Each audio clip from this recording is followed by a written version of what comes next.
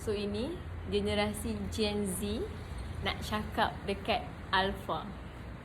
Banyak yang keliru kan. Gen Alpha ni daripada berapa ke berapa. Actually, kita orang bukan yang dekat sekolah rendah tu, bukan Gen Z. Dia dah Gen Alpha dah. Dia daripada 2010 sampai 2024.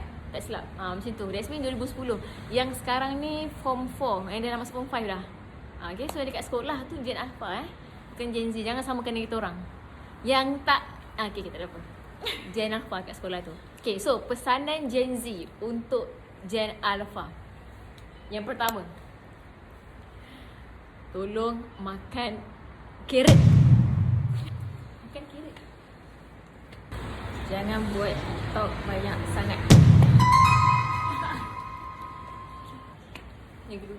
Yang ketiga, tolong banyakkan bersukan.